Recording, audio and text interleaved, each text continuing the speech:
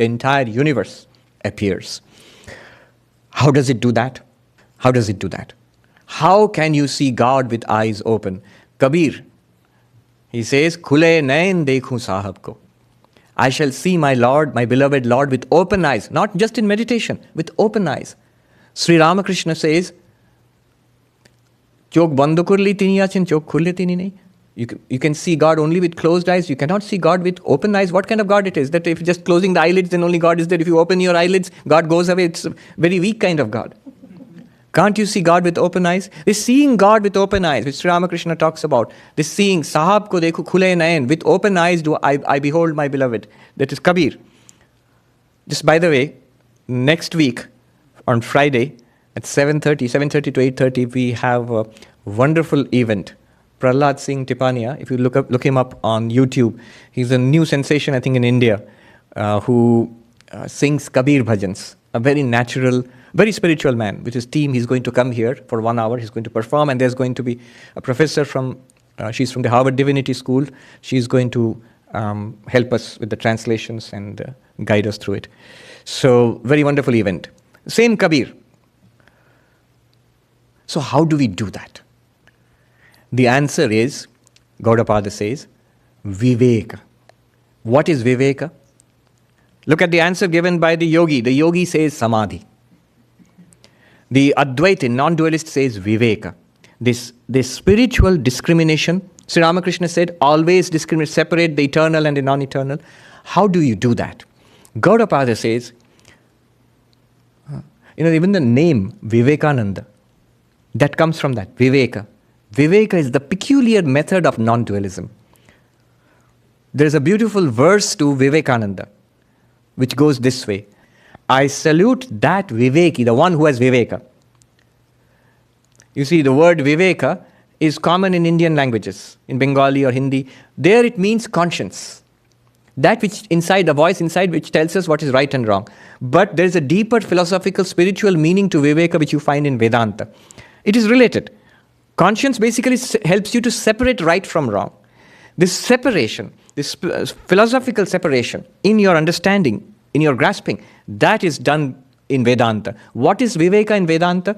In that verse to Vivekananda it is said, Anitya Drishyeshu, in this spectacle of ever-changing, temporary, transient world in life, Anitya, all transient. Drishya means experienced objects, this experienced life. In the midst of this, while experiencing this, he was able to discern the eternal. Here itself, Anitya Drishyeshu Vivicya Nityam. He was able to separate Viveka. Separate how? Not physically, not with pincers or forceps.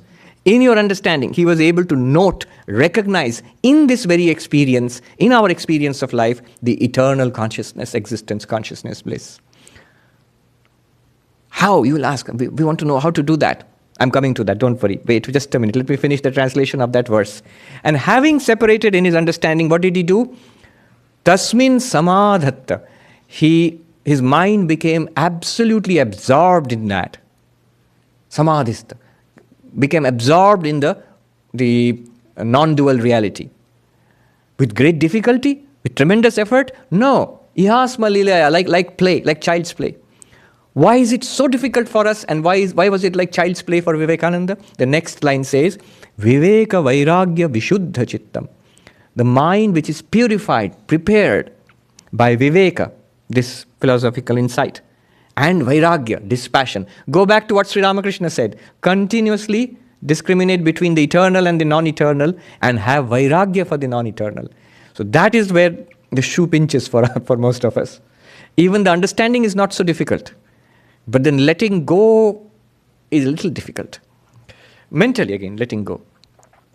So how do we do that?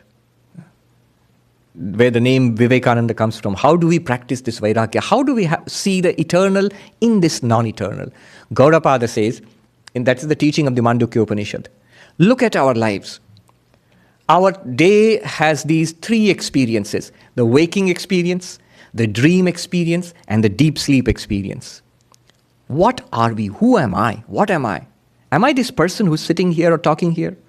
Am I the person who, when I fall asleep, Maybe I'm walking in somewhere in Mumbai or in Delhi in a dream. Am I that person? Or is it the blankness of deep sleep, knowing nothing, knowing neither myself nor the world? Am I that person? That experience? Gaudapada says, the Mandukya says, you are the one consciousness in which the waker and the waker's world appears, in which the dreamer and the dreamer's world appears, in which the deep sleeper and the deep sleeper's world, I won't say appears, does not appear, blank. You are one consciousness. You are not the waker. The good way of understanding this is our dream example. In our dreams, our mind, when we fall asleep, it constructs a world. And in your dream, you are there also, right? You are also there in your own dream. You don't think it's a dream. You think you are there and you are experiencing something. It's like waking. It's only when you wake up from the dream, that moment of waking up, what is your discernment? What is your understanding? What is your viveka? Oh, it was a dream. All of it, all the people I saw, all the places I went to, all the time that passed, all the events that happened, and most interestingly, even I myself in that dream, that body, that person in the dream, all of it was dreamt up by my mind.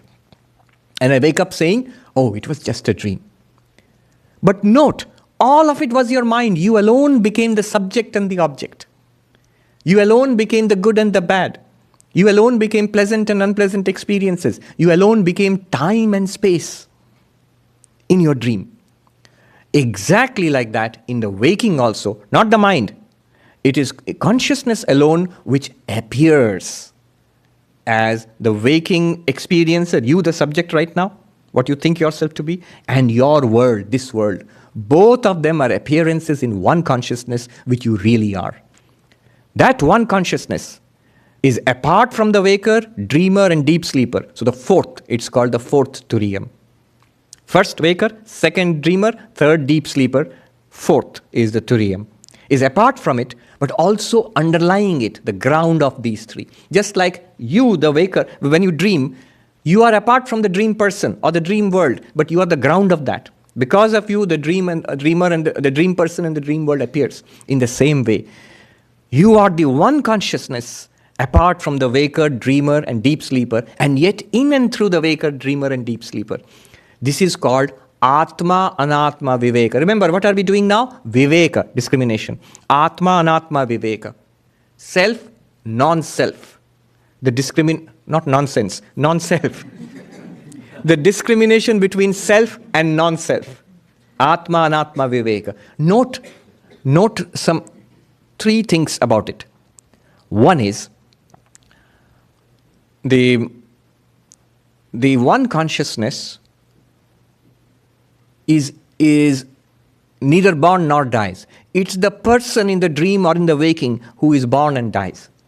The body is born and the body dies. People are born and die. Things are created and destroyed. Things in the dream or in the waking world are non-eternal, temporary. They're subject to birth and death. That consciousness is not subject to birth and death. Atma is nityam, eternal. Anatma, not self, anityam. This is viveka, nitya anitya viveka. Another thing note, even in this world right now, everything is changing, but the consciousness to which appears this changing world, that consciousness is not changing. Body is changing. Body, traditionally they say six-fold changes. Jayate, asti, vardhate, viparinamate, apakshiyate, nashyati. It is born, comes into existence, grows and develops, becomes mature, then begins to deteriorate in old age, and finally dies. Six-fold changes. And all of them are noted by the same unchanging consciousness. Consciousness, the Atma, the self, non-changing. Everything else in the world, whether it's waking world or dream world, changing. Deep sleep world, in the deep sleep no change is noted, but the deep sleep state itself changes into the waking and dreaming. So, Atma, nirvikara. Nirvikara means unchanging. Anatma, savikara. It changes. Whether it's the waking world, dream world, or deep sleep. Note one more thing, another point. This is the deeper point. The Turiyam, the pure consciousness, and the waker, dreamer, deep sleeper, are they different? They're actually not different. You, the person in your dream, and you, the person who's dreaming, are the two of you different? No. You, the dreamer, when you are sleeping in your bed and dreaming, you yourself have become the person in your dream, right? That person in the dream is not different from you. You exist without that person in the dream. Because you were there before the dream started, you are there when the dream is there because you are dreaming it, and you will be there when the dream ends, when you wake up. But that person in the dream cannot exist without you. As long as you dream, you, the person in the dream, you will be there. When you do not dream, that person is not there anymore. So, what is the point here? Atma satyam anatma mithya. Very important point. You, the pure consciousness, the witness consciousness, you are the reality, and the waker, dreamer, deep sleeper are the appearances. Just as the person in your dream is your appearance in the dream. Like a role an actor plays on stage. So, all of this, the waker, dreamer, and deep sleeper, and the waker's world, dreamer's world, and the deep sleep darkness, they are all appearances of you, the one consciousness. That one consciousness, the Atma, Satyam, it is the truth, it is the reality. The rest, the other three are appearances. Shankaracharya, in his invocatory verses on the commentary to Mandukya Upanishad, he says, Maya Sankhya Turiyam, a very evocative phrase. The real Atman, Satchidananda, you are called the fourth only when you count through Maya. When you count 1, 2, 3, these three steps you count are false. They are not really there. Only with respect to waker, dreamer, deep sleeper are you the fourth. But really speaking, you are the one. Those three are your appearances. Atma Satyam, Anatma Mithya. The self is real. The non-self is an appearance. Put it all together. Atma, Anatma, Viveka. Number one. Atma is Nityam, eternal, and the Anatma is non-eternal. Number two. Number three is Atma is unchanging, Anatma ever-changing. Number four is that Atma is Satyam, Anatma Mithya. Put them all together, what you will get is this. If the Anatma is Mithya, can you really count it? It's like an example I gave. If I eat a cookie and then I like it, and at night in dream I dream about eating 3 more cookies. In the morning, will I say I've eaten 4 cookies? I can't say that. I cannot count the dream cookies. It works the other way also. You earn a lot of money, you get a lot of money in your dream and win the lottery, and you're counting the dollar bills. That counting is of no good when you wake up. You can't take that money to the bank. No. But you don't have to pay taxes on it also. That's also there. You cannot count the false along with the real. You cannot count the appearance along with the reality. The two cannot be counted together. I give the example of the ornaments made of gold. So a necklace or a bangle or a ring made of gold, and gold itself. So if there are 3 ornaments and then somebody mentions gold, so does it become 4? No. Gold is the one reality, and the 3 are appearances of that one reality. You cannot count the 3 ornaments along with gold, because gold is the reality of those 3 ornaments. If you cannot count waker, dreamer, and deep sleeper and their universes along with the Turiyam, then Turiyam becomes one without a second. Ekam eva dvitiyam. One without a second. Without a second, if you put it in Sanskrit, it means Advaita. Without a second, if you put it in Sanskrit, it means Advaita. So you are Advaita. When you realize this, amanastam tadayati, the mind becomes without sankalpa, it becomes no mind. It still works. You can see the world. You can experience the world. You can use the mind. You can do everything. But like the princess of Kashi, you know it's not a separate reality out there which I have to chase or I have to be afraid of. You become fearless. You attain to fearlessness. Fearlessness is in fact the sign of enlightenment. When Janaka attained enlightenment, his guru told him, Abhayam vai praptosi Janaka. He didn't say you have become enlightened. He said you have become fearless. You become fearless. So, this is the meaning of no mind. This no mind does not force you to sit in meditation. You can sit in meditation. In fact, if you concentrate deeply upon this turiyam, the self, the mind will go into samadhi. So samadhi is not excluded from Gaudapada's definition of no mind. It is there. But it's not a kind of God or reality which you have only with closed eyes. You can as well experience it with open eyes. The prince does not have to close his eyes. The prince can open his eyes and see the portrait of the princess of Kashi, and it looks different, it is called something different, and yet he knows it is I. Aham Brahmasmi. I am all of this indeed. Even with open eyes, even talking, walking, doing one's job in life, living a perfectly ordinary life. It won't be an ordinary life really. Internally it will be an extraordinary life. But that is possible. God is available not only in samadhi. One Swami in the Himalayas, humorously he said, if the yogi thinks God is available only in nirvikalpa samadhi, when you sit in meditation, world is shut out, I forget my body, I forget the world, then God will somehow pop into existence. So that Swami, he put it in Hindi, I'll translate for you. He said, Lo, apne pyare ko samadhi ke jail khane mein band kar diya. Look, now you have put your beloved Lord, you have put your beloved Lord into the jail, into the prison of samadhi, and locked it and thrown away the key. Because God is available only in samadhi. If I cannot reach samadhi, I cannot reach God. In mystic trance, in mystic absorption, certainly God is available there, but also here, also now. Just today we were reading Sri Ramakrishna. Somebody asked Sri Ramakrishna, why can't I see God? What prevents me from seeing God? And Sri Ramakrishna, in simple, we were sitting on the cot. He took his towel, in Bengali gamcha, and put it on his face. He says, now you cannot see my face? Yes, because of the towel. And remove the towel, you can see my face now? Yes. Just like that, because of our ignorance, we cannot see God. God is, he says the next, God is everywhere, here and right now. It is because of my ignorance that I cannot see God. This ignorance is removed by viveka. Then with eyes open or with eyes closed, the same reality. It's always there. This teaching, Gaudapada gives it a beautiful name, Asparsha Yoga. The yoga of no contact. The yoga of no contact, Asparsha Yoga. Swami Ranganathanandaji, the 13th president of our order, he was fond of this term. He used to call it Advaita Vedanta is Asparsha Yoga. It's also a yoga, a spiritual path. But what kind of spiritual path? A unique spiritual path, which is called the path of no contact. Why the path of no contact? Because, you see, Brahman and the world are not enemies.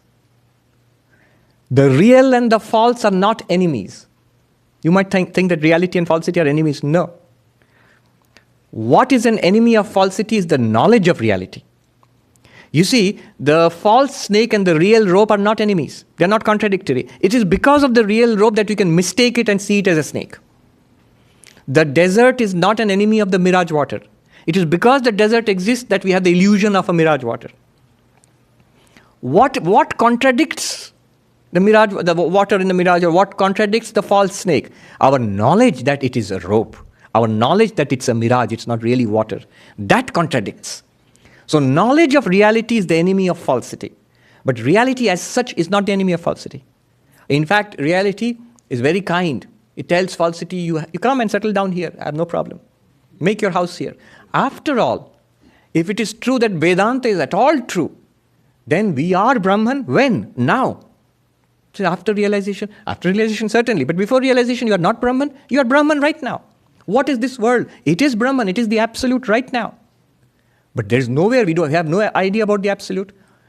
Brahman, the absolute right now, is the ground of the appearance of this world. This world appearance has no enmity with Brahman. It is because of Brahman that this world is appearing. It is because of Brahman that we have samsara. The knowledge of Brahman is the enemy of samsara. Brahma Jnana is the enemy of samsara, not Brahman itself. Brahman itself has no enmity with samsara. Why? Because there is no real contact between Brahman and samsara. Samsara cannot disturb Brahman. Samsara cannot harm Brahman. The rope, the false snake cannot harm the rope. Does the rope become poisonous because of the false snake? No. Shankaracharya says, the water in the mirage, in Sanskrit, Marumarichika, the water in the mirage, all the water in the mirage is not sufficient to wet even a single grain of sand in the desert. Right? Because it's not really there. So the appearance, the false world absolutely cannot do any harm to you, the real you. Because there is no point of contact between reality and falsity. Because reality is all that exists. If two things exist, then there's a question of contact.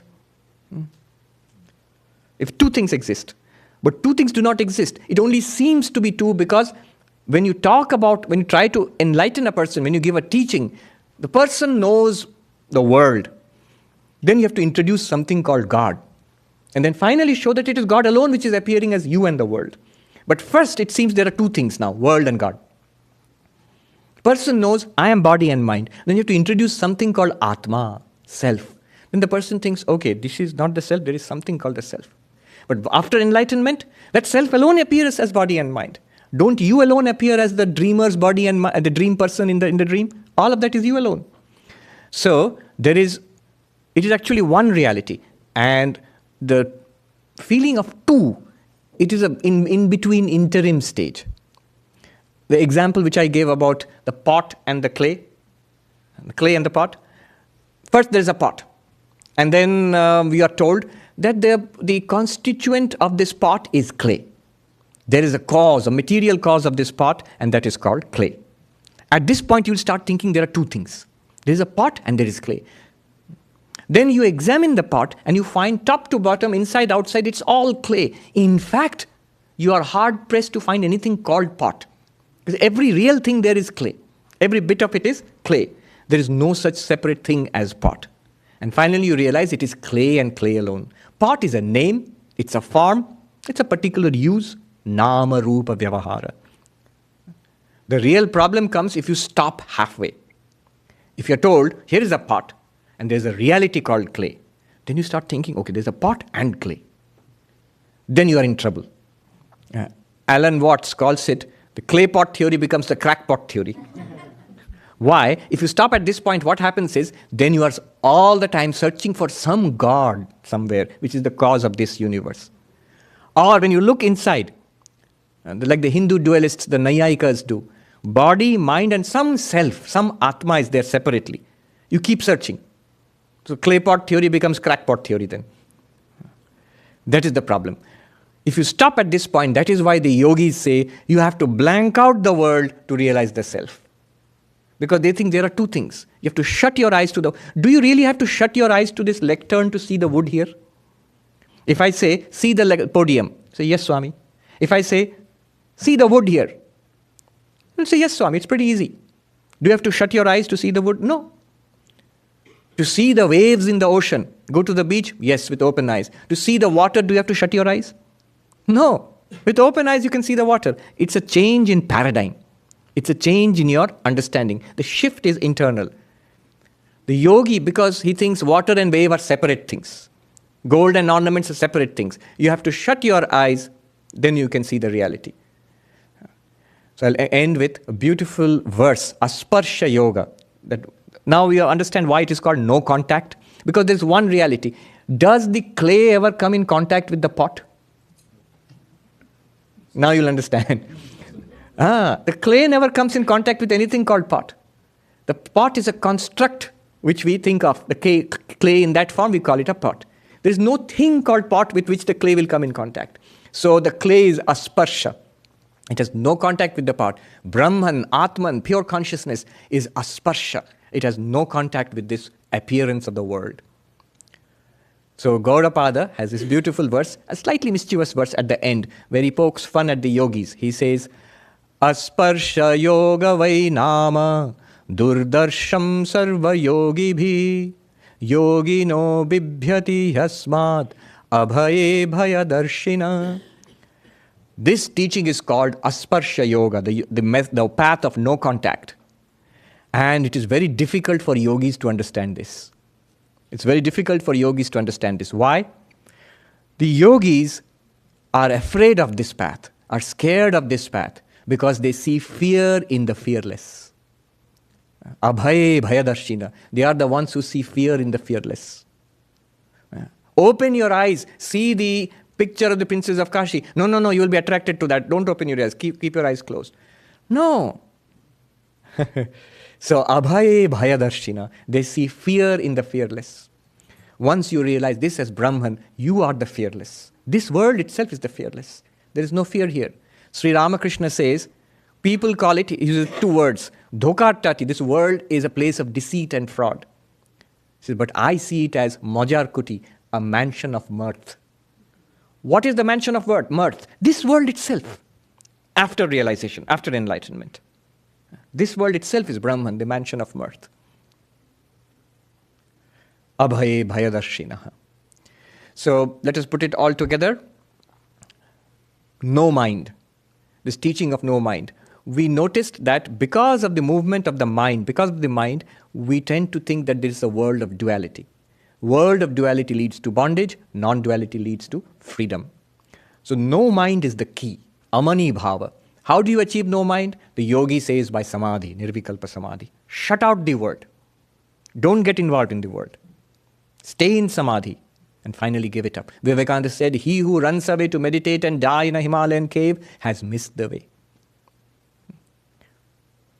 Don't look at the picture of the princess of Kashi. So that is one approach to no mind. Another approach to no mind is given by Gaudapada Acharya. He says, Atma Satyanubodhena, by Viveka. Atma Anatma Viveka, by the Viveka of self and not self.